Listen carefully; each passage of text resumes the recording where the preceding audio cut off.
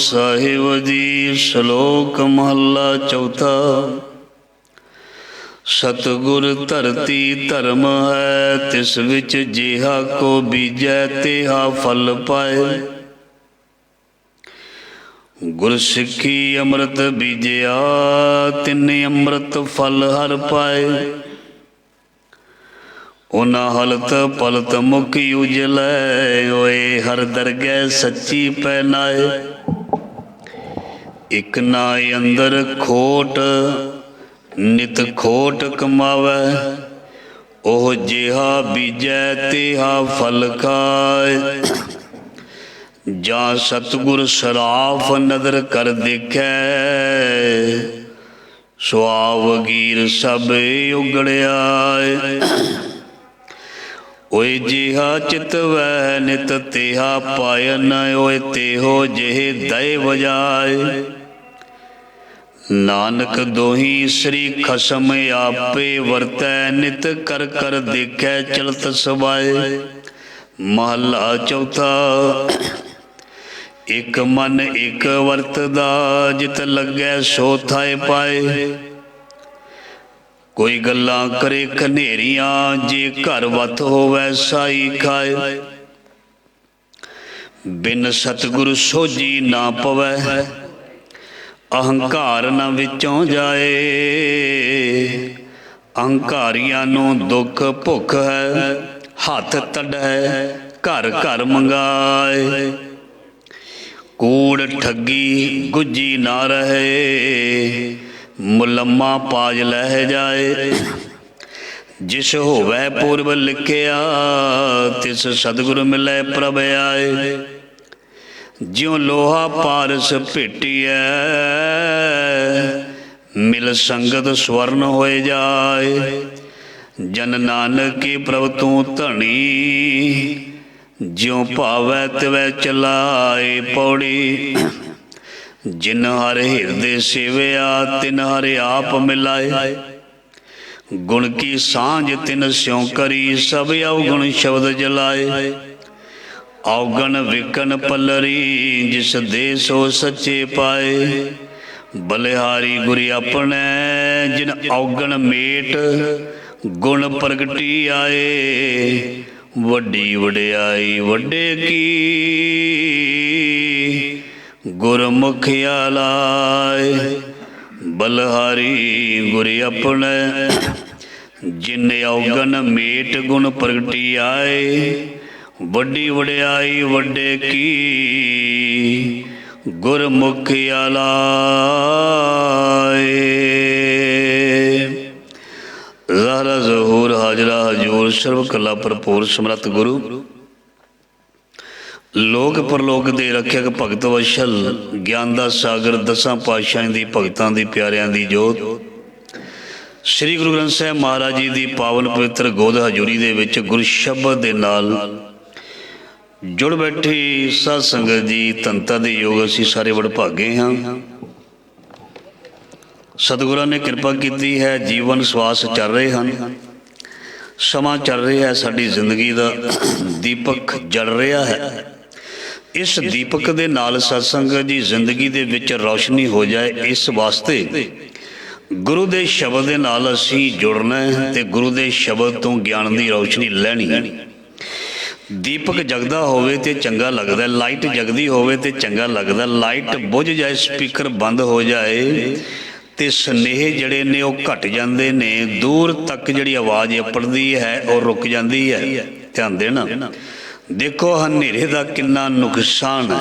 अपनियां अखियां भी हनेरे विच साथ नहीं दिंदियां। अपनियां अखियां, अपने नैन जिहड़े रब ने दिते ने, जे बाहरों प्रकाश ना मिले तो साडियां ये अखियां जड़ियां तन ते लगियां, ये भी कहंदियां ने सानू अंदरों लाइट ते है। बड़ी प्यारी विचार आरंभ हो गई। ये अखियां भी कहणगियां अंदर लाइट ते है, सानू बाहरों भी प्रकाश चाहिए, क्योंकि अंदर वसे बाहर भी ओही। इस करके अंदर भी दिसे बाहर भी दिसे, गल तां बनदी है। गल बनती है। चित्रकार उदों तक चित्रकारी ਨੂੰ ਆਪਣੀ ਕਲਪਨਾ ਦੇ ਵਿੱਚ ਪ੍ਰਤੀਬਿੰਬ ਦੇ ਰੂਪ ਦੇ ਵਿੱਚ ਲਿਆ ਨਹੀਂ ਸਕਦਾ, ਮੂਰਤੀਕਾਰ ਘੜ ਨਹੀਂ ਸਕਦਾ, ਔਰ ਚਿੱਤਰਕਾਰ ਉਸ ਫੋਟੋ ਨੂੰ ਚਿੱਤਰ ਨਹੀਂ ਸਕਦਾ ਜਦੋਂ ਤੱਕ ਉਸ ਚਿੱਤਰ ਨੂੰ ਆਪਣੇ ਜ਼ਿਹਨ ਵਿੱਚ ਬਿਠਾ ਨਾ ਲਏ। ਇਹਦਾ ਮਤਲਬ ਉਹਦੇ ਜ਼ਿਹਨ ਦੇ ਵਿੱਚ ਤੇ ਉਹਦੀ ਅੱਖੀਆਂ ਦੇ ਵਿੱਚ ਤੇ ਬਾਹਰੋਂ ਰੌਸ਼ਨੀ ਦਾ ਹੋਣਾ ਬਹੁਤ ਜ਼ਰੂਰੀ ਹੈ। ਸੋ ਬਾਣੀ ਇੱਕ ਰੌਸ਼ਨੀ ਹੈ। ਵੈਸੇ ਜਿਹੜਾ ਅਧਿਆਤਮਕਵਾਦ ਹੈ, ਰੂਹਾਨੀਅਤ ਹੈ, ਇਹਦੇ ਵਿੱਚ ਬਾਹਰਲੀ ਰੌਸ਼ਨੀ ਮਾਇਨੇ ਨਹੀਂ ਰੱਖਦੀ, ਪਰ ਫਿਰ ਵੀ ਦੁਨਿਆਵੀ ਤੌਰ ਤੇ ਜਦੋਂ ਅਸੀਂ ਕੋਈ ਚੀਜ਼ ਪ੍ਰਗਟ ਕਰਨੀ ਹੈ, ਪੇਸ਼ ਕਰਨੀ ਹੈ, ਕਿਸੇ ਨੂੰ ਸੱਚ ਦੇ ਬਾਰੇ ਦੱਸਣਾ, ਜਣਾਉਣਾ, ਤੇ ਫਿਰ ਸਾਨੂੰ ਅਲੱਗ-ਅਲੱਗ ਪ੍ਰਮਾਣ ਤੇ ਉਦਾਹਰਨਾਂ ਨੂੰ ਦੇ ਕੇ ਉਹ ਜੋ ਅਸੀਂ ਬਨਸਪਤੀ ਬ੍ਰਹਿਮੰਡ ਦੇ ਵਿੱਚ ਦੇਖਦੇ ਹਾਂ ਉਹਦੇ ਬਾਰੇ ਫਿਰ ਤਾਂ ਹੀ ਦ੍ਰਿੜ ਕਰ ਸਕਦੇ ਹਾਂ ਜੇ ਅੱਖੀਆਂ ਦੇਖਣਗੀਆਂ। ਸੋ ਜੇ ਸ੍ਰੀ ਗੁਰੂ ਗ੍ਰੰਥ ਸਾਹਿਬ ਮਹਾਰਾਜ ਜੀ ਦੀ ਬਾਣੀ ਦਾ ਪ੍ਰਕਾਸ਼ ਅਸੀਂ ਆਪਣੇ ਅੰਦਰ ਦੇਖਾਂਗੇ ਤਾਂ ਹੀ ਸਾਨੂੰ ਉਸ ਗੁਰੂ ਦੇ ਬਾਰੇ ਪਤਾ ਲੱਗੇਗਾ। ਕਿਉਂਕਿ ਜੇ ਅਸੀਂ ਆਪਣੇ ਸਤਿਗੁਰ ਦੀ ਉਸ ਬਾਣੀ ਦੁਆਰਾ ਝਲਕ ਦੇਖੀ ਨਾ ਤੇ ਫਿਰ ਸਾਰੀ ਜ਼ਿੰਦਗੀ ਸਾਡੀ ਵਿਅਰਥ ਜਾਏਗੀ। ਸੋ ਆਓ ਸ਼ਬਦ ਦੀਆਂ ਪੰਕਤੀਆਂ ਲੰਬੀਆਂ ਹਨ, ਆਰੰਭ ਕਰਦੇ ਹਾਂ। ਗੁਰੂ ਮਹਾਰਾਜ ਦੀ ਬਖਸ਼ਿਸ਼ ਸ਼ਬਦ ਰਾਹੀਂ ਬਹੁਤ ਪਿਆਰਾ ਗਿਆਨ ਹੈ ਹਰ ਪੰਕਤੀ ਦੇ ਅੰਦਰ। ਕੀ ਸਾਨੂੰ ਸਤਿਗੁਰੂ ਜੀ ਸਿੱਖਿਆ ਤੇ ਪ੍ਰਮਾਣ ਦੇਣਗੇ, ਜਿਵੇਂ ਮਹਾਰਾਜ ਜੀ ਬੁਲਾਉਣਗੇ। ਆਓ ਸ਼ਬਦ ਆਰੰਭ ਕਰੀਏ। ਸੱਚੇ ਪਾਤਸ਼ਾਹ ਜੀ ਦੀ ਬਾਣੀ ਦਾ ਸ਼ਬਦ ਅਸੀਂ ਪੜ੍ਹਿਆ ਪੰਕਤੀਆਂ। ਸ਼ਲੋਕ ਮਹੱਲਾ ਚੌਥਾ, ਗੁਰੂ ਰਾਮਦਾਸ ਮਹਾਰਾਜ ਜੀ ਸੋਢੀ ਪਿੱਤ। ਸਤਿਗੁਰ ਧਰਤੀ ਧਰਮ ਹੈ, ਜਿਸ ਤਿਸ ਵਿੱਚ ਜਿਹਾ ਕੋ ਬੀਜੇ ਤਿਹਾ ਫਲ ਪਾਏ। ਸੋ ਸੰਖੇਪ ਦੇ ਵਿੱਚ ਸਾਰੇ ਸ਼ਬਦ ਦੇ ਅਰਥ ਆਪ ਜੀ ਦੇ ਨਾਲ ਸਾਂਝੇ ਹਨ। ਦੇਖੋ ਪ੍ਰਮਾਣ ਤੇ ਬੜੇ ਪਿਆਰੇ ਨੇ, ਇਹਦੇ ਨਾਲ ਜੁੜਦੇ ਨੇ, ਉਹ ਵੀ ਦੇਣੇ ਜ਼ਰੂਰੀ ਨੇ। ਧਰਮ ਧਰਮ ਧਰਮ ਧਰਮ, ਹਰ ਚੀਜ਼ ਦਾ ਧਰਮ ਹੈ। ਮਨੁੱਖ ਦਾ ਧਰਮ ਹੈ, ਪਸ਼ੂ ਦਾ ਵੀ ਧਰਮ ਹੈ, ਪਾਣੀ ਦਾ ਵੀ ਧਰਮ ਹੈ, ਹਵਾ ਦਾ ਵੀ ਧਰਮ ਹੈ। ਦੁਨੀਆ ਦੇ ਵਿੱਚ ਜੋ ਵੀ ਚੀਜ਼ ਦੇਖਦੇ ਹਾਂ, ਜੇ ਉਹ ਧਰਮ ਤੋਂ ਬਾਹਰ ਹੋਵੇ ਤੇ ਉਹ ਹੱਦਾਂ ਟੱਪ ਜਾਂਦੀ ਹੈ। ਜਿਹੜੀ ਚੀਜ਼ ਹੱਦਾਂ ਟੱਪਦੀ ਹੈ ਉਹ ਨੁਕਸਾਨ ਕਰਦੀ ਹੈ। ਧਿਆਨ ਦੇਣਾ, ਜਿਹੜੀ ਚੀਜ਼ ਹੱਦ ਪਾਰ ਕਰਦੀ ਹੈ ਨਾ ਉਹਦਾ ਨੁਕਸਾਨ ਹੁੰਦਾ। ਚਾਹੇ ਮਨੁੱਖ ਹੈ, ਚਾਹੇ ਪਾਣੀ ਹੈ, ਚਾਹੇ ਅੱਗ ਹੈ, ਚਾਹੇ ਹਵਾ ਹੈ, ਚਾਹੇ ਜਾਨਵਰ ਹੈ, ਚਾਹੇ ਪਸ਼ੂ ਹੈ। ਚਿੜੀਆ ਘਰ ਦੇ ਵਿੱਚ ਪੰਛੀਆਂ ਨੂੰ, ਜਾਨਵਰਾਂ ਨੂੰ ਪਿੰਜਰੇ ਵਿੱਚ ਡੱਕਿਆ ਜਾਂਦਾ। ਕਿਉਂ? ਕਿਉਂਕਿ ਹੱਦ ਪਾਰ ਨਾ ਕਰ ਜਾਏ। ਮਨ ਹਮੇਸ਼ਾ ਹੱਦਾਂ ਪਾਰ ਕਰਦਾ ਹੈ, ਮਨ ਹਮੇਸ਼ਾ ਹੱਦਾਂ ਪਾਰ ਕਰਦਾ ਹੈ। ਗੁਰੂ ਕੀ ਕਰਦਾ? ਇਹਨੂੰ ਜੰਜੀਰਾਂ ਲਾਉਂਦਾ। ਕਾਹਦੀਆਂ? ਮਰਿਆਦਾ ਦੀਆਂ। ਗੁਰੂ ਇਸ ਨੂੰ ਮਰਿਆਦਾ ਦੇ ਜਿੰਦਰੇ ਲਾਉਂਦਾ। ਇਹਨੂੰ ਬਣਦਾ ਬਈ ਇਹਦੇ ਤੋਂ ਅੱਗੇ ਤੂੰ ਪੈਰ ਨਹੀਂ ਪਾਉਣਾ, ਇਸ ਤੋਂ ਅੱਗੇ ਤੇਰਾ ਨੁਕਸਾਨ ਹੈ, ਇਸ ਤੋਂ ਅੱਗੇ ਨਰਕ ਹੈ, ਇਸ ਤੋਂ ਅੱਗੇ ਤੂੰ ਪਾਪੀ ਬਣ ਜਾਣਾ। ਇਸ ਕਰਕੇ ਗੁਰੂ ਮਰਿਆਦਾ ਦੀਆਂ ਬੇੜੀਆਂ ਬੰਦਸ਼ਾਂ ਲਾਉਂਦਾ। ਮਰਿਆਦਾ ਸਾਨੂੰ ਦੱਸਦੇ ਨੇ ਵੀ ਇਹਦੇ ਤੋਂ ਅੱਗੇ ਤੂੰ ਟੱਪਣਾ ਨਹੀਂ। ਧਰਮ ਸਾਡਾ ਕੀ ਹੈ? ਚਲੋ ਅਸੀਂ ਆਪਣੇ ਧਰਮ ਦੀ ਗੱਲ ਕਰਦੇ ਹਾਂ। ਵੈਸੇ ਲਿਖਿਆ ਸਤਿਗੁਰ ਧਰਤੀ ਧਰਮ ਹੈ। ਸਤਿਗੁਰ ਦਾ ਧਰਮ ਕੀ ਹੈ? ਜਿਵੇਂ ਮਹਾਰਾਜ ਜੀ ਕਹਿੰਦੇ ਧਰਤੀ ਦਾ ਧਰਮ ਹੈ, ਜਿਵੇਂ ਦਾ ਕੋਈ ਬੀਜ ਪਾਉਂਦਾ ਉਦਾਂ ਦਾ ਉਹਨੂੰ ਫਲ ਮਿਲਦਾ। ਸਤਿਗੁਰ ਵੀ ਉਸ ਧਰਤੀ ਦੇ ਵਾਂਗ ਹੈ, ਜਿਵੇਂ ਦੀ ਧਰਤੀ ਦੇ ਵਿੱਚ ਅਸੀਂ ਬੀਜ ਪਾਉਂਦੇ ਹਾਂ ਉਸੇ ਤਰ੍ਹਾਂ ਦਾ ਸਾਨੂੰ ਫਲ ਮਿਲਦਾ। ਜੇ ਕਿਸੇ ਨੇ ਹੁਣ ਕਣਕ ਬੀਜੀ ਹੋਈ ਹੈ ਤੇ ਝੋਨੇ ਦੀ ਵਾਢੀ ਨਹੀਂ ਹੋਣੀ, ਕਣਕ ਹੀ ਆਣੀ ਹੈ ਘਰ। ਜੇ ਕਿਸੇ ਨੇ ਸਰੋਂ ਬੀਜੀ ਹੋਈ ਹੈ ਤੇ ਉੱਥੇ ਸੂਰਜਮੁਖੀ ਦੇ ਬੀਜ ਨਹੀਂ ਆਉਣੇ ਘਰ, ਉੱਥੇ ਸਰੋਂ ਦੇ ਹੀ ਬੀਜ ਆਉਣੇ ਨੇ। ਸਰੋਂ ਦੇ ਫੁੱਲਾਂ ਨੇ ਖਿੜਕੇ ਹੀ ਉਹ ਬੀਜ ਸਾਡੀ ਝੋਲੀ ਵਿੱਚ ਪਾਉਣੇ ਹਨ, ਬੋਲ ਬਣਾਉਣੇ ਹਨ। ਮਤਲਬ ਜੋ ਬੀਜਿਆ ਉਹੀ ਸਾਨੂੰ ਮਿਲਣਾ ਹੈ। ਪਰ ਮਹਾਰਾਜ ਜੀ ਕਹਿੰਦੇ ਬੰਦੇ ਦੀ ਫਿਤਰਤ ਬੜੀ ਖਰਾਬ ਹੈ। ਬੀਜ ਦਾ ਇਹ ਮਾੜਾ ਹੈ ਤੇ ਵੱਢਣਾ ਚੰਗਾ ਚਾਹੁੰਦਾ। ਦੁੱਖ ਬੀਜ ਕੇ, ਪਾਪ ਬੀਜ ਕੇ ਕਹਿੰਦਾ ਮੈਨੂੰ ਸੁੱਖ ਨਹੀਂ ਮਿਲਦਾ, ਮੈਨੂੰ ਖੁਸ਼ੀ ਨਹੀਂ ਮਿਲਦੀ। ਬਾਬਾ ਫਰੀਦ ਜੀ ਕਹਿੰਦੇ ਤੇਰੇ ਤੇ ਮੈਨੂੰ ਆਉਂਦਾ ਹਾਸਾ। ਫਰੀਦਾ ਲੋੜਾ ਦਾਖ ਬਜੌਰੀਆਂ, ਕਿੱਕਰ ਬੀਜਿਆ ਜੱਟ ਹੰਡੇ, ਉਨ ਕਤਾਇਂਦਾ ਪੈਂਦਾ ਲੋੜਾ ਪੱਟ। ਤੂੰ ਬੀਜ ਕੇ ਕਿੱਕਰ ਦੇ ਕੰਢੇ ਤੇ ਬਜੌਰ ਦੇ ਇਲਾਕੇ ਦੀਆਂ ਦਾਖਾਂ ਮੰਗਦਾ, ਉਹ ਤੈਨੂੰ ਨਹੀਂ ਮਿਲਣਗੀਆਂ। ਕਿਉਂਕਿ ਕਿੱਕਰ ਦੇ ਜਿਹੜੇ ਬੀਜ ਹੁੰਦੇ ਨੇ ਜਦੋਂ ਵੱਡੇ ਹੋ ਜਾਂਦੇ ਨੇ, ਦਰਖਤ ਨੇ ਸਾਡੇ ਧੂਸੀਵਨ ਤੇ ਵਿਰਲੇ ਵਿਰਲੇ ਰਹਿ ਗਏ ਜਿਹੜੇ, ਉਹਨਾਂ ਨੂੰ ਫਲ ਪਤਾ ਕਿਹੜੇ ਲੱਗਦੇ ਨੇ? ਸੂਲਾਂ ਲੱਗਦੀਆਂ, ਜਿਹਨੂੰ ਕੰਡੇ ਕਹਿੰਦੇ ਨੇ, ਲੰਬੀਆਂ ਸੂਲਾਂ। ਕਦੀ ਮਿੱਠਾ ਫਲ ਕਿੱਕਰ ਨੂੰ ਨਹੀਂ ਲੱਗਾ। ਇਸ ਕਰਕੇ ਕਿੱਕਰ ਦੀ ਉਦਾਹਰਨ ਬਾਬਾ ਫਰੀਦ ਜੀ ਨੇ ਕਹਿੰਦੇ ਨੇ ਦਾਖਾਂ ਜੇ ਚਾਹੀਦੀਆਂ ਨੇ। ਦਾਖਾਂ ਅਸੀਂ ਦਾਖਾਂ ਜਿਹੜੀਆਂ ਇੱਧਰ ਕਹਿੰਦੇ ਨੇ ਮਾਲਵੇ 'ਚ ਦਾਖਾਂ ਕਹਿ ਦਿੰਦੇ, ਅਸੀਂ ਉਹਨੂੰ ਸੌਂਗੀ ਵੀ ਕਹਿ ਦਿੰਦੇ ਹਾਂ। ਸੋ ਬਿਜੌਰ ਦੇ ਇਲਾਕੇ ਦੀ ਮਸ਼ਹੂਰ ਹੈ ਦਾਖ, ਤੇ ਕਹਿੰਦੇ ਉਹ ਤੈਨੂੰ ਨਹੀਂ ਮਿਲਣੀ। ਜਾਂ ਇੰਝ ਕਹਿ ਰਹੀਏ ਮਾੜਾ ਕਰਮ ਬੀਜ ਕੇ ਤੈਨੂੰ ਸੁੱਖ ਦੀ ਆਸ, ਸਫਲਤਾ ਦੀ ਆਸ, ਚੜ੍ਹਦੀ ਕਲਾ ਦੀ ਆਸ ਨਹੀਂ ਰੱਖਣੀ ਚਾਹੀਦੀ। ਜੇ ਤੂੰ ਰੱਖੇਗਾ ਅਗਿਆਨਤਾ, ਜੇ ਤੂੰ ਇਸ ਤਰ੍ਹਾਂ ਦੀ ਆਸ ਰੱਖੇਗਾ ਤੇ ਤੇਰੀ ਨਾ ਸਮਝੀ ਤੇ ਮੂਰਖਤਾ ਹੋਏਗੀ। ਸੋ ਜੇ ਤੂੰ ਗਿਆਨੀਆਂ ਦੀ ਕਤਾਰ ਦੇ ਵਿੱਚ ਹੈ ਤੇ ਫਿਰ ਸਮਝ ਅਚੇਤ ਚੇਤ ਮਨ ਮੇਰੇ ਕਥੀ ਸੰਤਨ ਅਕਥ ਕਹਾਣੀ, ਇਸ ਨੂੰ ਸਮਝ। ਸਤਿਗੁਰ ਧਰਤੀ ਧਰਮ ਹੈ, ਤਿਸ ਵਿੱਚ ਜਿਹਾ ਕੋ ਬੀਜੇ ਤਿਹਾ ਫਲ ਪਾਏ। ਜਿਵੇਂ ਦਾ ਬੀਜ ਬੀਜਿਆ ਹੁੰਦਾ, ਮਹਾਰਾਜ ਜੀ ਕਹਿੰਦੇ ਆ ਲੈ ਤੇਰੇ ਕਰਮਾਂ ਦਾ ਬੀਜ। ਕਿਸੇ ਦਾ ਮਿਲ ਜਾਣਾ, ਕਿਸੇ ਦਾ ਵਿਛੜ ਜਾਣਾ, ਕੋਈ ਨਫਾ ਹੋ ਜਾਣਾ, ਕੋਈ ਨੁਕਸਾਨ ਹੋ ਜਾਣਾ, ਇਹ ਕਰਮਾਂ ਕਰਕੇ ਆ। ਹਾਂ, ਇੱਕ ਇਸ ਤੋਂ ਹਟ ਕੇ ਗੱਲ ਇਹ ਹੈ, ਜੇ ਕਿਸੇ ਨੇ ਆਪਣੇ ਕਰਮਾਂ ਦੇ ਵਿੱਚ ਤਬਦੀਲੀ ਕਰਾਉਣੀ ਹੈ, ਜੇ ਕਿਸੇ ਨੇ ਮਾੜੇ ਕਰਮਾਂ ਨੂੰ ਕਟਾਉਣਾ ਹੈ, ਜੇ ਕਿਸੇ ਨੇ ਆਪਣੀ ਮਾੜੀ ਖੇਤੀ ਨੂੰ ਸਹੀ ਕਰਨਾ ਹੈ, ਤੇ ਸਾਧ ਸੰਗਤ ਜੀ ਜਦੋਂ ਕਈ ਵਾਰ ਖੇਤੀ ਨੂੰ ਕੋਈ ਕੀੜਾ ਲੱਗ ਜਾਂਦਾ, ਸਿਆਣਾ ਜ਼ਿਮੀਂਦਾਰ ਸਾਨੂੰ ਸਲਾਹ ਦੇ ਦਿੰਦਾ, ਆ ਖਾਦ ਪਾ ਕੀੜਾ ਮਰ ਜਾਏਗਾ, ਤੇਰੀ ਖੇਤੀ ਉਜੜਨ ਤੋਂ, ਖਰਾਬ ਹੋਣ ਤੋਂ ਬਚ ਜਾਏਗੀ। ਅਜੇ ਜੀਵਨ ਦਾ ਦੀਪਕ ਬੁਝਿਆ ਨਹੀਂ, ਚੱਲ ਰਿਹਾ ਹੈ। ਇਸ ਕਰਕੇ ਜੇ ਜੀਵਨ ਦੇ ਵਿੱਚ ਕੋਈ ਘਾਟਵਾਦ ਆ ਗਈ, ਜੇ ਜੀਵਨ ਦੇ ਵਿੱਚ ਕਰਮ ਕੋਈ ਮਾੜੇ ਕਰ ਚੁੱਕਾ ਹੈ, ਤੇ ਮਹਾਰਾਜ ਜੀ ਕਹਿੰਦੇ ਸਤਿਗੁਰ ਜੀ ਦੇ ਕੋਲ ਆ ਕੇ ਬਖਸ਼ਾ ਲੈ। ਮਹਾਰਾਜ ਜੀ ਦੇ ਕੋਲ ਆ ਕੇ ਹੱਥ ਜੋੜ ਕੇ, ਕੰਨ ਫੜ ਕੇ, ਨੱਕ ਰਗੜ ਕੇ ਬੇਨਤੀ ਕਰ, ਸਤਿਗੁਰ ਜੀ ਬਖਸ਼ ਦੇਣਗੇ। ਬਾਣੀ ਵਿੱਚ ਲਿਖਿਆ, ਪਰ ਇੱਥੇ ਆਉਂਦਾ ਉਹ, ਇੱਥੇ ਫਿਰ ਗੱਲ ਇਹ ਆ ਗਈ, ਜਿਹਦੇ ਕਰਮ ਚੰਗੇ ਨੇ ਉਹੀ ਬਖਸ਼ਾਉਣ ਆਉਂਦਾ।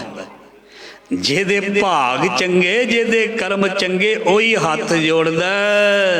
ਸਾਰੇ ਹੱਥ ਨਹੀਂ ਜੋੜਦੇ, ਹੱਥ ਜੋੜਨੇ ਸੌਖੇ ਨਹੀਂ, ਨੱਕ ਰਗੜਨਾ ਸੌਖਾ ਨਹੀਂ, ਆਪਣੇ ਆਪ ਨੂੰ ਮਾੜਾ ਕਹਾਉਣਾ ਸੌਖਾ ਨਹੀਂ। ਸੋ ਇਸ ਲਈ ਮਹਾਰਾਜ ਜੀ ਕਹਿੰਦੇ ਜਿਵੇਂ ਦਾ ਤੂੰ ਬੀਜ ਬੀਜੇਗਾ, ਸਤਿਗੁਰ ਐਸੀ ਧਰਤੀ ਰੂਪ ਧਰਮ ਹੈ ਵੀ ਤੈਨੂੰ ਉਸੇ ਤਰ੍ਹਾਂ ਦਾ ਫਲ ਤੇਰੀ ਝੋਲੀ ਵਿੱਚ ਪਾ ਦੇਣਗੇ। ਗੁਰਸਿੱਖੀ ਅੰਮ੍ਰਿਤ ਬੀਜਿਆ ਤਿਨੇ ਅੰਮ੍ਰਿਤ ਫਲ ਹਰ ਪਾਏ।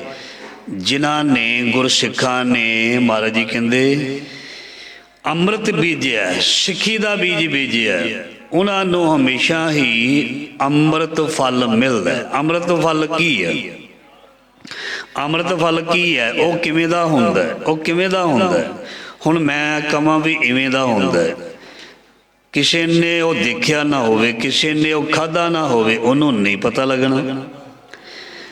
ਮੈਂ ਕਹਾਂ ਵੀ ਉਹ ਇਲਾਕੇ ਦੇ ਵਿੱਚ ਆਹ ਫਲ ਮਿਲਦਾ, ਆਹ ਰੈਸਪੀ ਹੈ, ਆਹ ਡਿਸ਼ ਹੈ, ਉਹ ਇੱਦਾਂ ਦੀ ਹੁੰਦੀ। ਉਹ ਕਹਿੰਦਾ ਵੀ ਦੱਸੀ ਜਾ, ਸੁਣੀ ਜਾਂਦੇ ਆ, ਕਰ ਖਵਾ ਮੈਨੂੰ ਪਹਿਲਾਂ, ਫੇਰ ਹੀ ਪਤਾ ਲੱਗੇਗਾ ਉਹ ਕਿੱਦਾਂ ਦਾ ਹੁੰਦਾ। ਤੇ ਭਗਤਾਂ ਦੀ ਬਾਣੀ ਕਹਿੰਦੀ ਹੈ ਐਸਾ ਅੰਮ੍ਰਿਤ ਫਲ ਹੈ ਜੋ ਖਾਏਗਾ ਉਹਨੂੰ ਸਵਾਦ ਦਾ ਪਤਾ ਲੱਗੇਗਾ, ਜਿਹੜਾ ਖਾਏਗਾ ਉਹਨੂੰ ਹੀ ਪਤਾ ਲੱਗੇਗਾ। ਠੀਕ ਹੈ, ਦੱਸਣਾ ਗੁਰੂ ਨੇ ਹੈ, ਦੱਸਣਾ ਗੁਰੂ ਦੇ ਪਿਆਰਿਆਂ ਨੇ ਹੈ, ਪਰ ਉਸ ਨੂੰ ਖਾਣ ਤੋਂ ਬਾਅਦ ਪਤਾ ਲੱਗੇਗਾ। ਵਿਚੋਲਾ ਕਹਿੰਦਾ ਲੜਕੀ ਵਾਲੇ ਬਹੁਤ ਚੰਗੇ ਨੇ, ਲੜਕੇ ਦਾ ਖਾਨਦਾਨ ਬਹੁਤ ਵਧੀਆ ਹੈ, ਪਰ ਜਦੋਂ ਮਿਲਿਆ ਜਾਂਦਾ ਪਤਾ ਉਦੋਂ ਲੱਗਦਾ ਵੀ ਚੰਗਾ ਹੈ ਜਾਂ ਨਹੀਂ।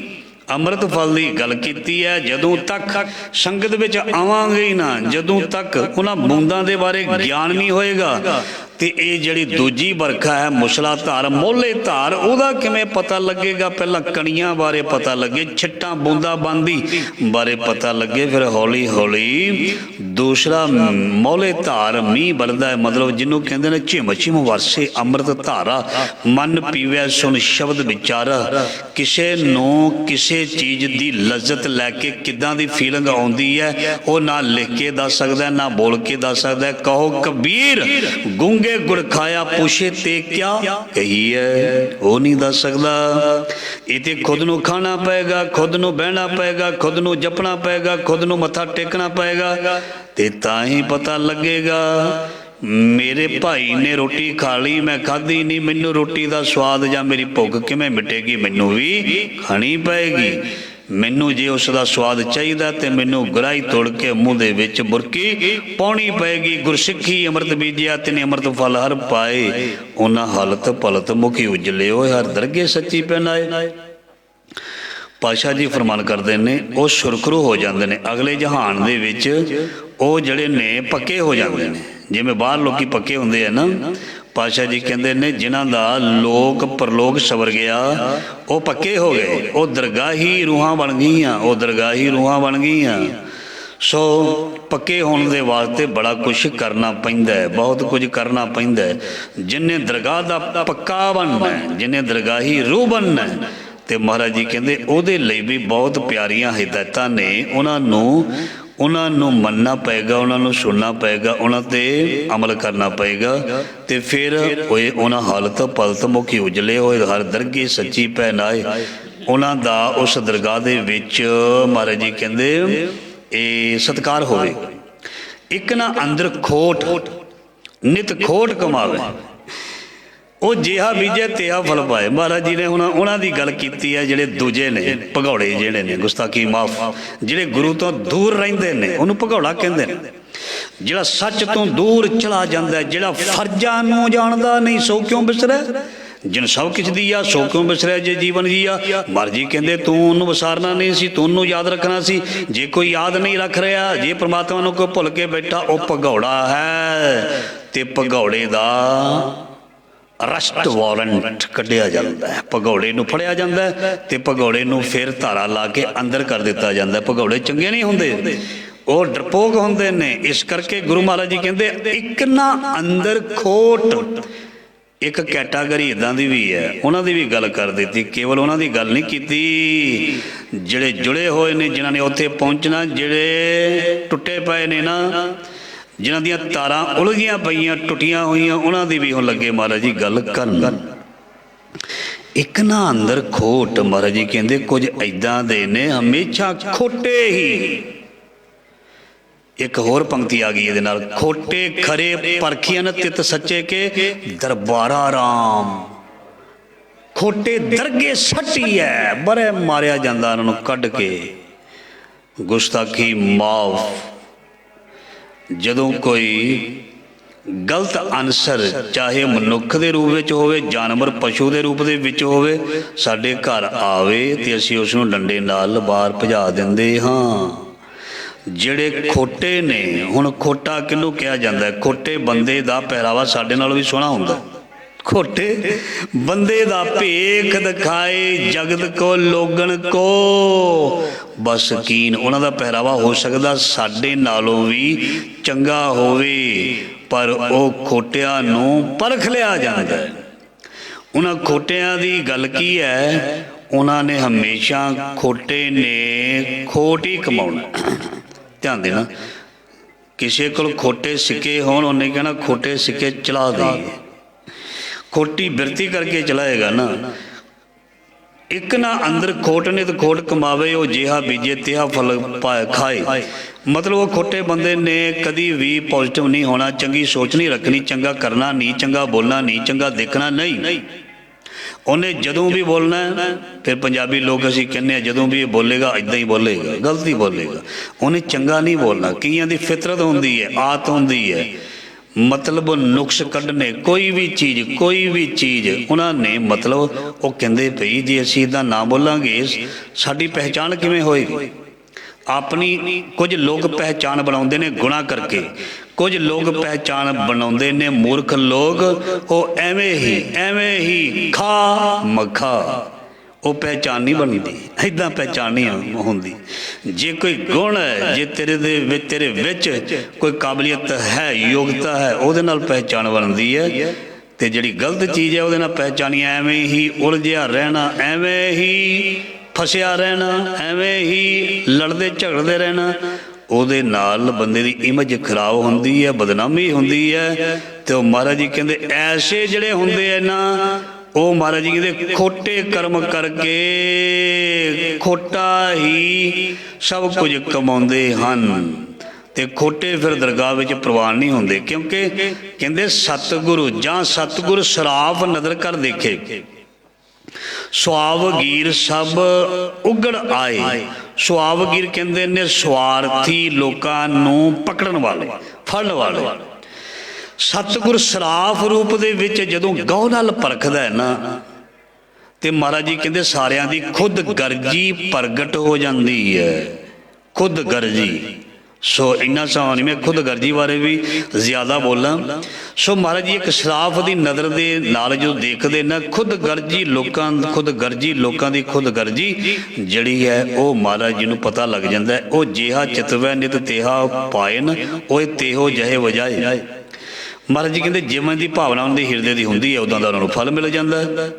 ਔਰ ਉਹਨਾਂ ਦੇ ਜਿਹੜੇ ਨੇ ਗੁਣ ਔਗਣ ਜਿਹੜੇ ਉਹ ਨਸ਼ਰ ਵੀ ਹੁੰਦੇ ਨੇ, ਉਹ ਤੇਹੋ ਜਹੇ ਦਏ ਵਜਾਏ।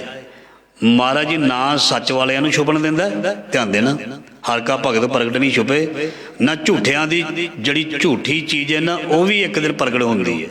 ਸੱਚਾਈ ਵੀ ਪ੍ਰਗਟ ਹੋ ਕੇ ਰਹਿੰਦੀ ਹੈ ਤੇ ਝੂਠ ਵੀ ਪ੍ਰਗਟ ਹੋ ਕੇ ਰਹਿੰਦਾ ਹੈ। ਨਾਨਕ ਦੋਹੀਂ ਸ੍ਰੀ ਖਸਮ ਆਪੇ ਵਰਤੇ, ਨਿਤ ਕਰ ਕਰ ਦੇਖੇ ਚਲਤ ਸਵਾਏ। ਸੋ ਪਾਤਸ਼ਾਹ ਜੀ ਫਰਮਾਨ ਕਰਦੇ ਹਨ, ਉਹ ਮਾਲਕ ਜਿਹੜਾ ਉਹ ਲੋਕ ਪਰਲੋਕ ਕਹਿ ਦਈਏ, ਇੱਥੇ ਕਹਿ ਦਈਏ, ਉੱਥੇ ਕਹਿ ਲਈਏ, ਜਾਂ ਚਾਰੇ ਦਿਸ਼ਾਵਾਂ ਵਿੱਚ ਵੀ ਕਹਿ ਸਕਦੇ ਹਾਂ, ਉਹ ਸਾਰਿਆਂ ਦੇ ਵਿੱਚ ਆਪ ਵਰਤਦਾ, ਆਪ ਦੇਖਦਾ ਤੇ ਆਪ ਹੀ ਸਭ ਦਾ ਹਿਸਾਬ ਕਿਤਾਬ ਕਰਦਾ। ਇੱਕ ਮਨ ਇੱਕ ਵਰਤਦਾ, ਜਿਤ ਲੱਗੇ ਸੋ ਥਾਏ ਪਾਏ। ਕੋਈ ਗੱਲਾਂ ਕਰੇ ਕਨੇਰੀਆਂ, ਜੇ ਘਰ ਵੱਤ ਹੋਵੇ ਸਾਈ ਖਾਏ। ਪਾਤਸ਼ਾਹ ਜੀ ਫਰਮਾਨ ਕਰਦੇ, ਇੱਕ ਮਨ ਇੱਕ ਵਰਤਦਾ। ਮਨ ਇੱਕ ਪਾਸੇ ਜਿਸ ਦਾ ਲੱਗਦਾ ਹੈ ਉਸ ਨੂੰ ਸਫਲਤਾ ਹਾਸਲ ਹੁੰਦੀ ਹੈ। ਜਿੱਤ ਲੱਗੇ ਸੋ ਥਾਏ ਪਾਏ। ਜੇ ਸਾਡਾ ਮਨ ਸ਼ਬਦ ਦੇ ਨਾਲ ਲੱਗਿਆ ਤੇ ਇਹ ਵੇਲਾ ਜਿਹੜਾ ਸਾਡਾ ਘੜੀ ਜਿਹੜੀ ਸੁਹਾਵੀ ਹੋ ਗਈ। ਕੋਈ ਗੱਲਾਂ ਕਰੇ ਕਨੇਰੀ, ਜੇ ਐਵੇਂ ਕੋਈ ਗੱਲਾਂ ਬਾਤਾਂ ਕੱਲੀਆਂ ਕਰੀ ਜਾਵੇ, ਗੱਲਾਂ ਬਾਤਾਂ ਐਵੇਂ ਮਾਰੀ ਜਾਵੇ ਜਿਹੜੀਆਂ ਕਿਸੇ ਕੰਮ ਦੀਆਂ ਨਾ ਹੋਣ, ਤੇ ਪਾਤਸ਼ਾਹ ਜੀ ਕਹਿੰਦੇ ਜੇ ਘਰ ਵੱਤ ਹੋਵੇ ਸਾਈ ਖਾਏ। ਜੇ ਉਹ ਬੰਦਾ ਉਹੀ ਚੀਜ਼ ਖਾ ਸਕਦਾ ਜਿਹੜੀ ਚੀਜ਼ ਕੋਈ ਬੰਦਾ ਆਪ ਇਕੱਠੀ ਕਰਦਾ ਕਮਾਉਂਦਾ।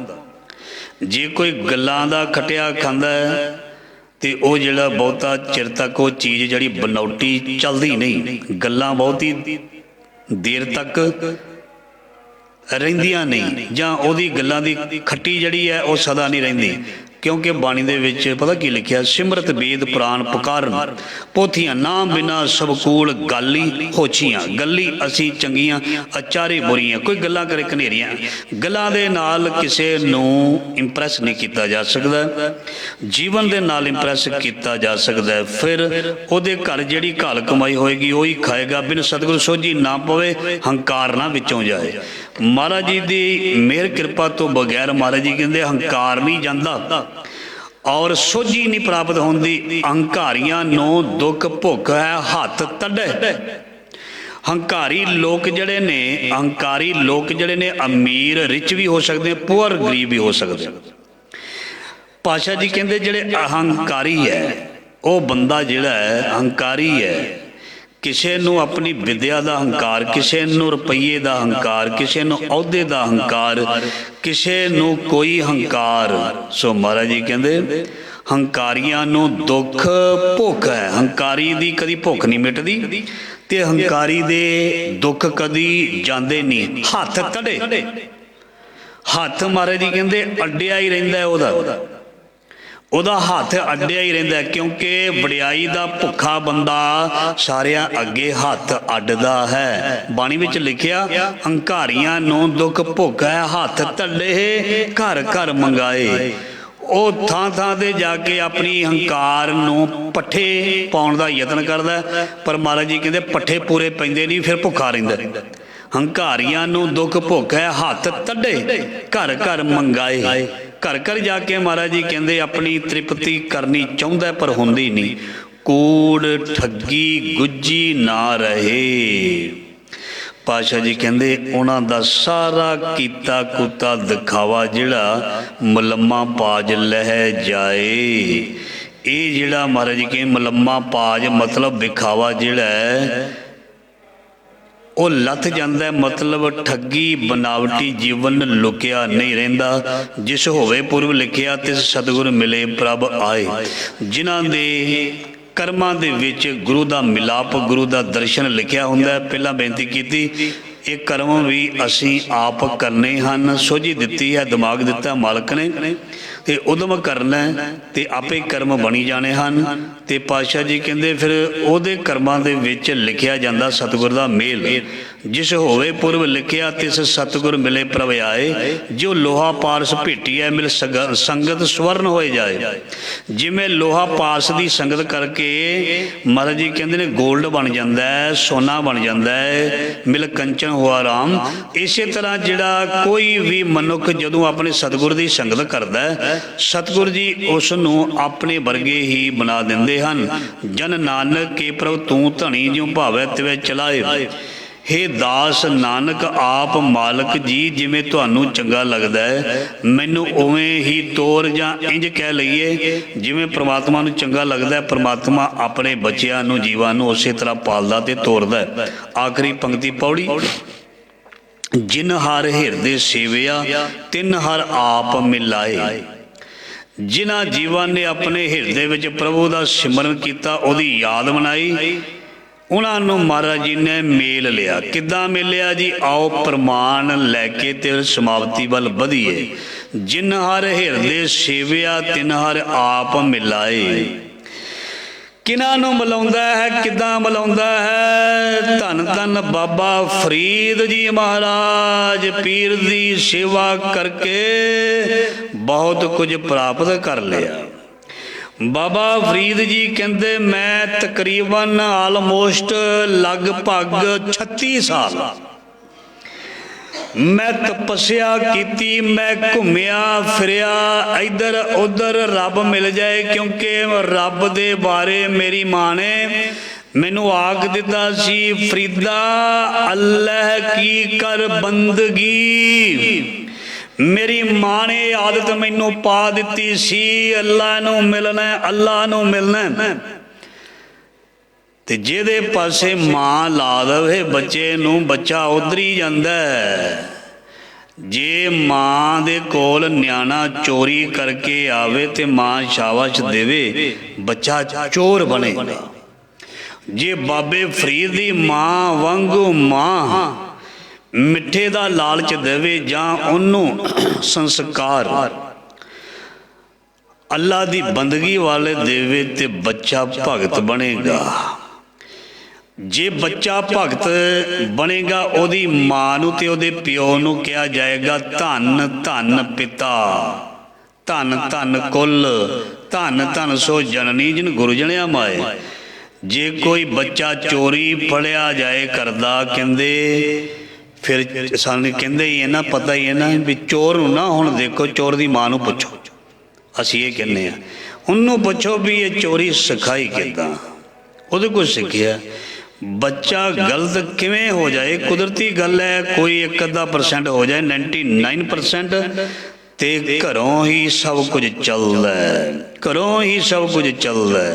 ਇਸ ਕਰਕੇ ਜਿਹਨੇ ਖੁਦ ਨੇ ਸਤਸੰਗ ਜੀ ਚੋਰੀਆਂ ਕਰਨੀਆਂ, ਜਿਸ ਨੇ ਖੁਦ ਹੇਰਿਆ ਫੇਰੀਆਂ ਕਰਨੀਆਂ, ਜਿਸ ਨੇ ਖੁਦ ਹੱਕ ਤੇ ਮਿਹਨਤ ਦੀ ਕਮਾਈ ਨਹੀਂ ਕਰਨੀ, ਉਹਨਾਂ ਦੇ ਬੱਚੇ ਵੀ ਗੁਸਤਾਖੀ ਮਾਫ ਨਲਾਇਕ ਨਿਕਲਣਗੇ। ਇਹ ਗੁੱਸਾ ਨਾ ਕਰਨਾ। ਜਿਵੇਂ ਦੀ ਘਰ ਦੇ ਵਿੱਚ ਗੱਲਬਾਤ ਚੱਲਦੀ ਹੋਵੇ, ਜਿਵੇਂ ਦੀ ਬੋਲਬਾਣੀ ਘਰ ਦੇ ਵਿੱਚ ਹੋਵੇ, ਜਿਵੇਂ ਘਰ ਦੇ ਵਿੱਚ ਸੰਸਕਾਰ ਹੋਣ, ਜਿਵੇਂ ਘਰ ਦੀਆਂ ਨੂੰਹਾਂ ਆਪਣੇ ਸੱਸ ਸਹੁਰੇ ਦੇ ਨਾਲ ਬੋਲਦੀਆਂ, ਜਿਵੇਂ ਸੱਸ ਸਹੁਰੇ ਆਪਣੇ ਨੂੰਹਾਂ ਦੇ ਨਾਲ ਬੋਲਦੇ ਨੇ, ਉਹ ਸਾਰੀਆਂ ਚੀਜ਼ਾਂ ਇੱਕ ਪੱਖ ਨਹੀਂ, ਪੱਖ ਦੋਨੇ ਹੀ ਹੈ। ਬੋਲਬਾਣੀ ਦੋਨਾਂ ਦੀ ਹੈ। ਕੈਚ ਕਰਦੇ ਨੇ ਬੱਚੇ, ਕੈਚ। ਤੇ ਫਿਰ ਆਉਣ ਵਾਲੀ ਜ਼ਿੰਦਗੀ ਦੇ ਵਿੱਚ ਉਹ ਆਪ ਹੀ ਪ੍ਰੈਕਟੀਕਲ ਕਰਕੇ ਦੱਸ ਦਿੰਦੇ ਨੇ। ਇਸ ਕਰਕੇ ਪਹਿਲੀ ਪੰਕਤੀ ਆਈ ਸੀ, ਬੀਜ ਉਹੀ ਬੀਜਣਾ ਧਰਮ ਹੈ। ਸਤਿਗੁਰ ਦਾ ਵੀ ਧਰਮ ਹੈ, ਜਿੱਦਾਂ ਦਾ ਬੀਜ ਬੀਜੇਗਾ ਵੀ ਤੈਨੂੰ ਫਲ ਦੇ ਦਿਆਂਗੇ। ਇਸ ਕਰਕੇ ਅਸੀਂ ਵੀ ਆਪਣੇ ਜੀਵਨ ਦੀ ਆਰੰਭਤਾ ਜਿਹੜੀ ਹੈ ਬਾਲਪਨ ਤੋਂ ਕਰਦੇ ਹਾਂ, ਬਚਪਨ ਤੋਂ ਕਰਦੇ ਹਾਂ। ਬਾਲਪਨ ਜਿਹਦਾ ਅੱਛਾ ਹੈ ਨਾ, ਵਧੀਆ ਹੈ ਨਾ, ਜਿਹਦਾ ਬੇਸ ਚੰਗਾ ਹੈ ਨਾ, ਜਿਹੜੇ ਘਰ ਦੀ ਨੀਂਹ ਮਜ਼ਬੂਤ ਹੈ ਨਾ, ਉਹਦੇ ਚੁਬਾਰੇ ਬੜੇ ਵਧੀਆ ਹੁੰਦੇ ਨੇ, ਉਹ ਛੇਤੀ ਗਿਰਦੇ ਨਹੀਂ। ਨੀਂਹ ਦਾ ਮਜ਼ਬੂਤ ਹੋਣਾ ਬਹੁਤ ਚੰਗਾ ਹੈ। ਚੰਗੇ ਸੰਸਕਾਰ, ਚੰਗੀ ਸੰਗਤ ਜਿਹੜੀ ਹੈ ਬਚਪਨ ਦੇ ਵਿੱਚ ਮਿਲ ਜਾਣੀ ਬੈਸਟ। ਬਚਪਨ ਦੇ ਵਿੱਚ ਰੰਗ ਲੱਗਣਾ ਬੈਸਟ। ਸੋ ਬਾਬਾ ਫਰੀਦ ਜੀ ਦੀ ਮਾਂ ਨੇ ਫਰੀਦ ਨੂੰ ਲਾ ਦਿੱਤਾ ਅੱਲਾ ਵੱਲ। ਬਾਬਾ ਫਰੀਦ ਜੀ ਕਹਿੰਦੇ, ਮੈਂ ਜਦੋਂ ਜੰਗਲਾਂ 'ਚੋਂ ਘੁੰਮ ਫਿਰ ਕੇ ਆਇਆ, ਮਾਂ ਨੇ ਮੇਰੇ ਸਿਰ ਦੇ ਵਾਲ ਵਾਹੁਣੇ ਸ਼ੁਰੂ ਕੀਤੇ, ਮੇਰੇ ਵਾਲ ਟੁੱਟੇ। ਮੈਂ ਕਿਹਾ ਹਾਏ। ਬਾਬਾ ਫਰੀਦ ਜੀ ਕਹਿੰਦੇ, ਮਾਂ ਮੇਰੀ ਕਹਿੰਦੀ ਜੰਗਲਾਂ 'ਚ ਕੀ ਖਾਂਦਾ ਰਿਹਾ? ਮੈਂ ਫਲ ਫੁੱਲ ਪੱਤੇ ਪੁੱਤੇ ਤੋੜ ਕੇ ਖਾਂਦਾ ਰਿਹਾ। ਮਤਲਬ ਇੱਕ ਗਿਆਨ ਦੇਣਾ ਸੀ ਵੀ ਜਿਵੇਂ ਸਤਿਗੁਰੂ ਪਾਤਸ਼ਾਹ ਨੇ ਕਿਹਾ ਸੀ, ਉਹ ਚੋਲੇ ਦੇ ਨਾਲ ਫੁੱਲ ਟੁੱਟ ਗਿਆ ਸੀ ਤੇ ਮਹਾਰਾਜ ਜੀ ਕਹਿੰਦੇ ਵੀ ਧਿਆਨ ਦੇ ਨਾਲ ਫੁੱਲ ਵੀ ਨਹੀਂ ਟੁੱਟਣਾ ਚਾਹੀਦਾ। ਇੱਕ ਖਿੜਿਆ ਫੁੱਲ ਸਾਡੀ ਅਣਗਹਿਲੀ ਦੇ ਨਾਲ ਤਣੇ ਤੋਂ ਟੁੱਟਣਾ ਨਹੀਂ ਚਾਹੀਦਾ। ਇਹ ਸਾਡੇ ਸੱਚੇ ਪਾਤਸ਼ਾਹ ਨੇ ਸਾਨੂੰ ਸਿਖਾਇਆ। ਫੁੱਲ ਵੀ ਤੁਹਾਡੀ ਅਣਗਹਿਲੀ ਦੇ ਨਾਲ ਨਾ ਟੁੱਟੇ। ਤੇ ਕਿਸੇ ਦਾ ਦਿਲ ਤੋੜਨਾ ਚਾਹੀਦਾ, ਕਿਸੇ ਦਾ ਗਲ ਵੱਢਣਾ ਚਾਹੀਦਾ, ਕਿਸੇ ਦੇ ਡੰਡਾ ਮਾਰਨਾ ਚਾਹੀਦਾ, ਕਿਸੇ ਨੂੰ ਅਪਸ਼ਬਦ ਬੋਲਣਾ ਚਾਹੀਦਾ। ਇੱਕ ਫੁੱਲਾਂ ਦੇ ਨਾਲ ਕੋਈ ਬਹੁਤਾ ਮਤਲਬ ਨਹੀਂ। ਫੁੱਲ ਤੇ ਹਜ਼ਾਰਾਂ ਬਣ ਜਾਂਦੇ ਨੇ, ਦਿਲ, ਰੂਹਾਂ ਇਹ ਮੁੜ ਕੇ ਧਰਤੀ ਤੇ ਆਉਣੀਆਂ ਬੜੀਆਂ ਮੁਸ਼ਕਲ ਨੇ। ਫੁੱਲ ਤੇ ਹੋਰ ਲਿਆਵਾਂਗੇ, ਨਰਸੀ ਤੋਂ ਲਾ ਦਿਆਂਗੇ। ਇੱਕ ਮੈਸੇਜ ਹੈ, ਕਦੇ ਵੀ ਕਿਸੇ ਦਾ ਦਿਲ ਮਨ ਇਹ ਤੋੜਨਾ ਨਹੀਂ। ਇਹ ਸਾਨੂੰ ਮੈਸੇਜ ਹੈ ਗੁਰੂ ਦਾ। ਜੇ ਮੰਨਦੇ ਹਾਂ ਤੇ ਫਿਰ ਖੇਤੀ ਸਾਡੀ ਬਹੁਤ ਵਧੀਆ, ਜੇ ਨਹੀਂ ਮੰਨਦੇ ਤੇ ਫਿਰ ਪਹਿਲੀ ਪੰਕਤੀ ਵਿੱਚ ਅਸੀਂ ਸਰਵਣ ਕਰ ਲਿਆ। ਸੋ ਬਾਬਾ ਫਰੀਦ ਜੀ ਕਹਿੰਦੇ, ਮਾਂ ਨੇ ਬੜੀਆਂ ਨਸੀਹਤਾਂ ਦਿੱਤੀਆਂ, ਮਾਂ ਨੇ ਬੜਾ ਕੁਝ ਮੈਨੂੰ ਸਿਖਾ ਦਿੱਤਾ, ਪਰ ਮੈਨੂੰ ਬੜਾ ਮਹਿਸੂਸ ਹੋਇਆ ਅਜੇ ਤੱਕ ਵੀ, ਅਜ ਉਸ ਰੱਬ ਨਾ ਬੌੜਿਓ ਦੇਖ ਬੰਦੇ ਕੇ ਭਾਗ। ਅਜੇ ਤੱਕ ਵੀ ਉਹ ਮੇਰਾ ਅੱਲਾ, ਵਾਹਿਗੁਰੂ ਕਹਿ ਲੋ, ਰਾਮ ਕਹਿ ਲੋ, ਅੱਲਾ ਮੈਨੂੰ ਅਜੇ ਤੱਕ ਵੀ ਮਿਲਿਆ ਨਹੀਂ। ਮੈਂ ਕਿਹਾ ਵੀ ਇੰਨਾ ਕੁਛ ਕੀਤਾ, ਉਹ ਮੈਂ ਜੰਗਲਾਂ ਵਿੱਚ ਘੁੰਮਿਆ, ਮੈਂ ਬੰਦਗੀ ਕੀਤੀ, ਪਰ ਫਰੀਦ ਜੀ ਕਹਿੰਦੇ ਮੈਨੂੰ ਇਹ ਕਹਿਣਾ ਪਿਆ, ਫਰੀਦਾ ਜੰਗਲ ਜੰਗਲ ਕਿਆ ਭਵੇ ਵਣ ਕੰਡਾ ਮੋੜੇ। ਉਹ ਵਸੀ ਰੱਬ ਹਰਿਆਲੀ ਹੈ, ਜੰਗਲ ਕਿਆ ਢੂੰਡੇ। ਮੈਨੂੰ ਇੱਕ ਪਤੀ ਵਰਤਾ ਨੇ ਸਿਖਾ ਦਿੱਤਾ, ਉਹ ਫਰੀਦਾ ਇੰਨੀ ਕੁ ਸ਼ਕਤੀ ਨੂੰ ਲੈ ਕੇ ਹੀ ਮਾਨ ਕਰੀ ਜਾਨਾ। ਚਿੜੀਓ ਉੱਡ ਜਾਓ, ਚਿੜੀਓ ਮਰ ਜਾਓ, ਆਹ ਕਰ ਲੋ, ਉਹ ਕਰ ਲੋ। ਸੋ ਇੱਕ ਪਤੀ ਵਰਤਾ ਔਰਤ ਨੇ ਗਿਆਨ ਦੇ ਦਿੱਤਾ ਸੀ ਵੀ ਗੁਰੂ ਤੋਂ ਬਿਨਾ, ਗੁਰੂ ਤੋਂ ਬਿਨਾ, ਸੇਵਾ ਤੋਂ ਬਿਨਾ ਤੈਨੂੰ ਉਹ ਚੀਜ਼ ਨਹੀਂ ਮਿਲਣੀ। ਤੂੰ ਫਰੀਦਾ ਨਿਗੁਰ ਹੈ। ਬਾਬਾ ਫਰੀਦ ਜੀ ਕਹਿੰਦੇ ਮੈਨੂੰ ਲੱਗੀ ਚੋਟ। ਹੁਣ ਸਾਨੂੰ ਸਾਰਿਆਂ ਨੂੰ ਗੁਰੂ ਗ੍ਰੰਥ ਸਾਹਿਬ ਜੀ ਮਿਲ ਚੁੱਕੇ ਹਨ। ਗੁਰੂ ਗ੍ਰੰਥ ਸਾਹਿਬ ਦਾ ਮਿਲਣਾ ਲੱਖਾਂ ਦੁਨੀਆ ਮਿਲਦੀ ਹੈ, ਮੱਥੇ ਟੇਕ ਕੇ ਹਰਿਮੰਦਰ ਸਾਹਿਬ ਚਲੀ ਜਾਂਦੀ ਹੈ। ਸਾਰਿਆਂ ਨੂੰ ਤੋੜੋ ਗੁਰੂ ਮਿਲਿਆ, ਸਾਰਿਆਂ ਦਾ ਤੋੜੋ ਗੁਰੂ ਗ੍ਰੰਥ ਸਾਹਿਬ ਗੁਰੂ ਬਣ ਗਿਆ।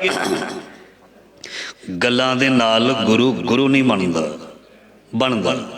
ਗੁਰੂ ਦਾ ਹੁਕਮ, ਗੁਰੂ ਦੇ ਕਹਿਣੇ ਦੇ ਵਿੱਚ ਰਹਿਣਾ ਪੈਂਦਾ, ਫਿਰ ਗੁਰੂ ਸਾਡਾ ਗੁਰੂ ਹੈ।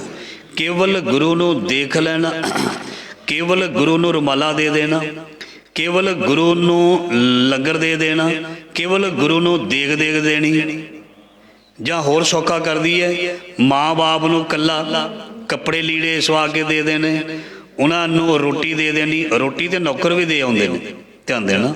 ਜਿਹੜੇ ਘਰ ਵਿੱਚ 5-4 ਹਜ਼ਾਰ ਤੇ ਰੱਖਦੇ ਆ ਬਜ਼ੁਰਗਾਂ ਵਾਸਤੇ ਰੋਟੀ, ਤੇ ਉਹ ਵੀ ਦੇ ਦਿੰਦੇ ਨੇ।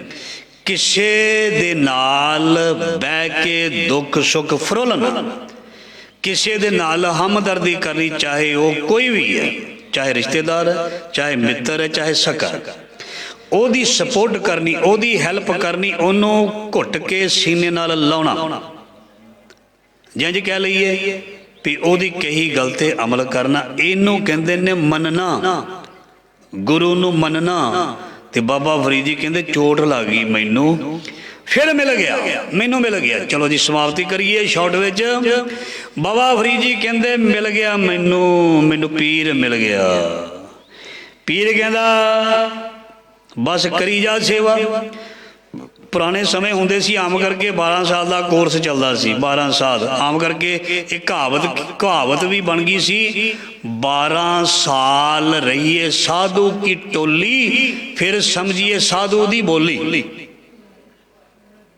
कोर्स करना पैंदा सी, जिवें साइंस के बच्चे कोर्स करते हैं, इन्ने चिर का कोर्स है ते मिलना असीं रब नूं चाहुंदे आ, ते कोर्स का पता ही कोई नहीं भी किन्ने के चिर का कोर्स है, किदां दा कोर्स है।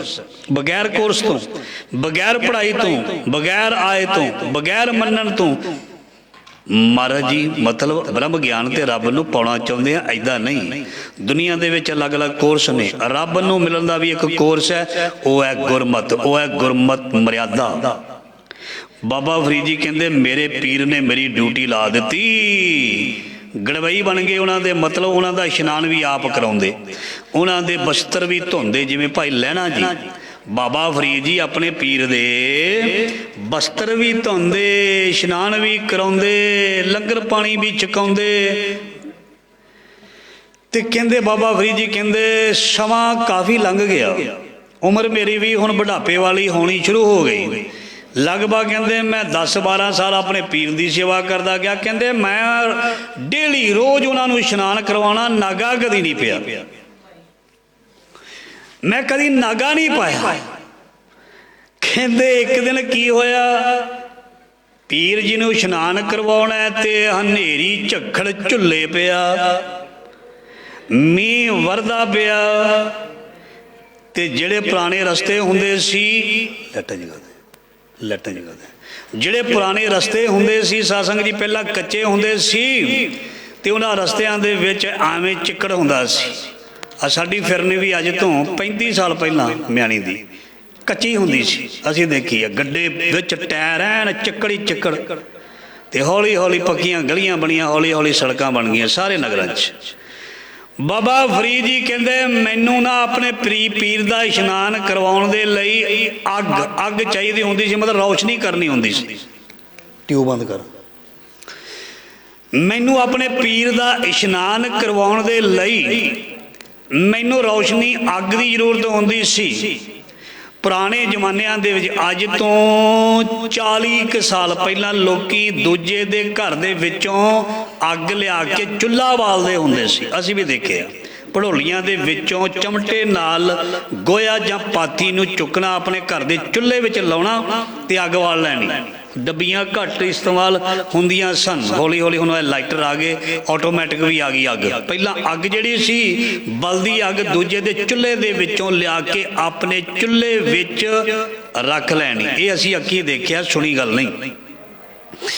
ते बाबा फरीद जी कहंदे मैनूं हुण हनेरा बड़ा है, मीह वरदा है, हनेरी झक्खड़, ते उधर मैं हुण जे अपना नितनेम छड्ड दिता, हुण जे अपने पीर नूं इशनान ना करवाया, 36 साल से मैं जंगलों में रहा, हुण 10-12 हो गए ने अपने पीर कोल, 10-12 साल हो गए पीर कोल आया नूं। जे नेम टुट गया, सतपुरखां दी संगत कीती है, कहंदे जिहदा गुरु नालों उहदा नाता टुट गया, ऐदां नहीं हुंदा।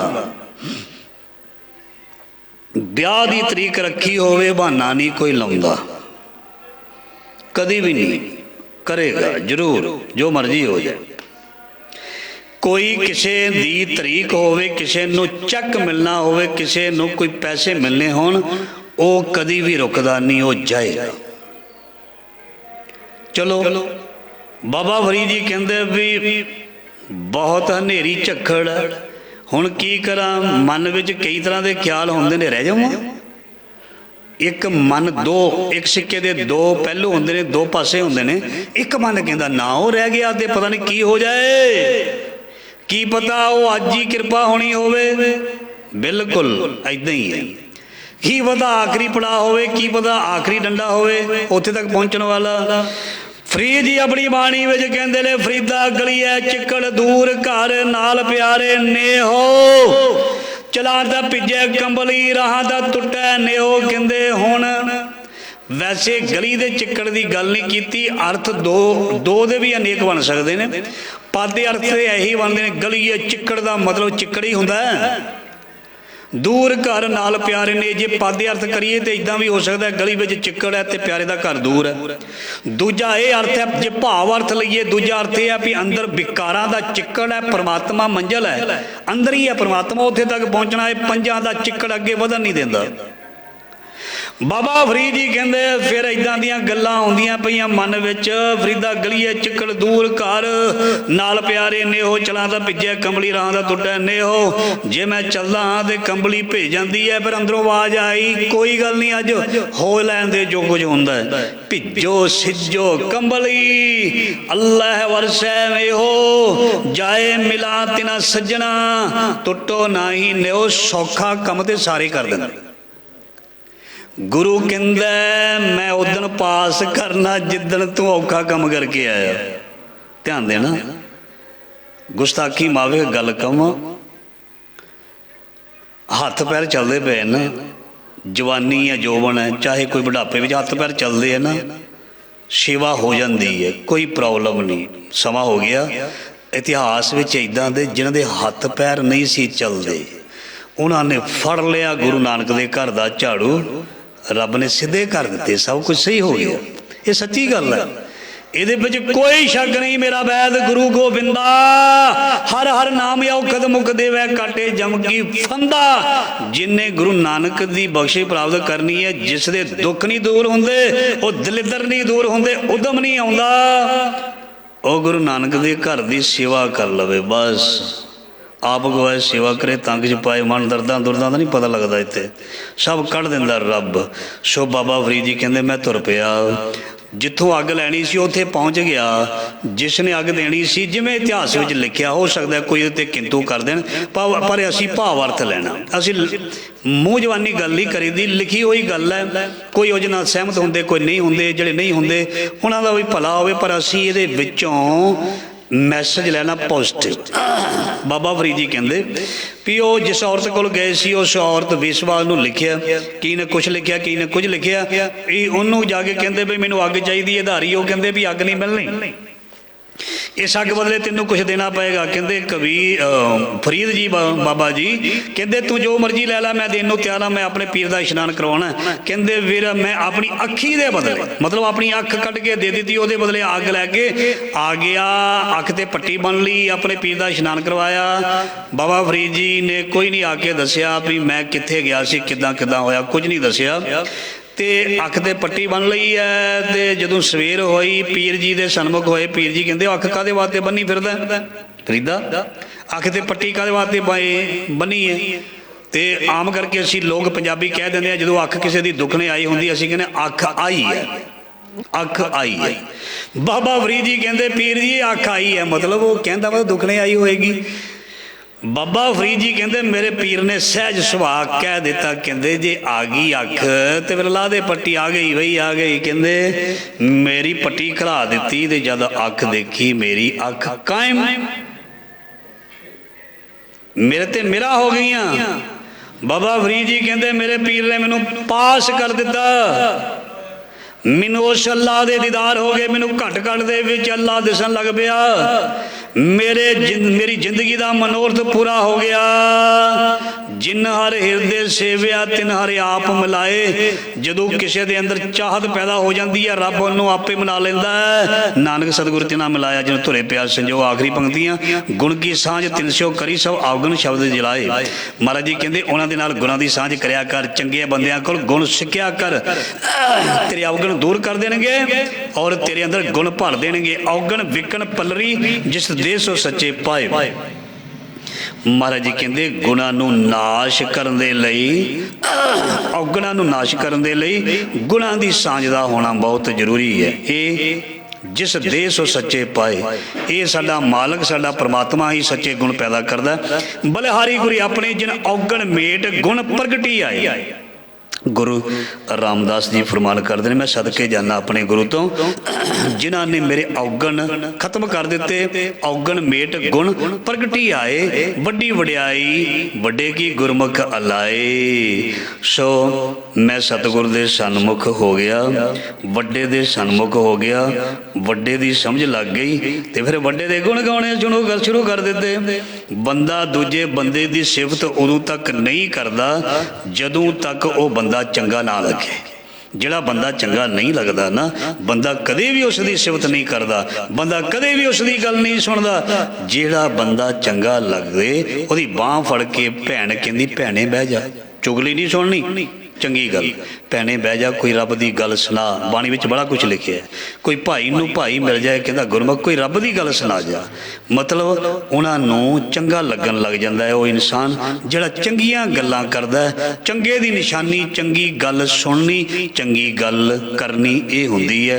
ये सी अज दे शब्द दा लड़ीवार शब्द दा विचार जो महाराज जी ने प्रमाण सहित कथा सहित सानू बख्शिश कीता। गुरु दे दर्शन करया करो, गुरु दी बख्शिश प्राप्त करया करो। जिंदगी का कोई भरोसा नहीं किसी का, समा बड़ा माड़ा चल रहा है, सकिंटां मिंटां दे विच शरीर रुक जाते हैं। इस करके जिहड़ा समा लग गया लग गया लग गया लग गया, हम आदमी हाँ एकदम ही। सो आने वाले दिनों में मैं थोड़ा जिहा तुहाडे नाल मेरे मन में कई दिनों तो चल रहा है। सो जिवें बीमारियां चल रही ने कई प्रकार दियां, अजकल दी केवल नहीं। देखो असी धर्म नूं कमाउणा चाहुंदे आ, असी सेवा करनी चाहुंदे आ। जे साडा शरीर तंदुरुस्त ना होया, ना मैं कथा कीर्तन कर सकदा, ना तुसीं इत्थे बह के सुन सकदे हो, ना कोई बोकर झाड़ू फेर सकदा है, ना कोई किसी सज्जन नूं मिल सकदा है। इहदा मतलब हैल्थ इज़ वेल्थ। शरीर की तंदुरुस्ती बड़ी जरूरी है। गुरु ग्रंथ साहब विच गुरुआं ने तंदुरुस्ती के बारे किहड़ियां जुगतियां दसियां ने सानू, ये मैं आने वाले दिनों में तुहाडे नाल जरूर साझियां करनियां भी शरीर नूं किद्दां सही रखना, की सानू खाना चाहिए की नहीं खाना चाहिए, गुरुआं ने की खाण नूं दसिया, गुरुआं ने की करन नूं दसिया। ये सारा कुछ इतिहास विच लिखिया भी शरीर नरोया किद्दां रहना। इहदे बारे भी आने वाले दिनों दे विच असीं जरूर विचार करनी तां जो सानू बीमारियां घट लगन, बीमारियां तो बच जाइए। अपने खाण पीण दे विच, सौण विच, बोलण विच, देखण विच, करन विच ते किद्दां अपने शरीर नूं ऐन सोहणा बनाउणा आप जी दे नाल साझा करांगा। मेहनत भी करांगे, पढ़ांगे भी, सुनांगे भी, और गुरमत नूं नाल लैके, साखियां गुरु दियां नाल लैके, गुरु ने किवें सानू ताकतवर बनाया सी, किवें सोहणियां जवानियां नूं महाराज जी ने संभाल के रखिया सी। ये सारियां विचारां आउण वाले दिनां विच महाराज जी मेहर करन। वाहिगुरू जी का खालसा, वाहिगुरू जी की फतेह।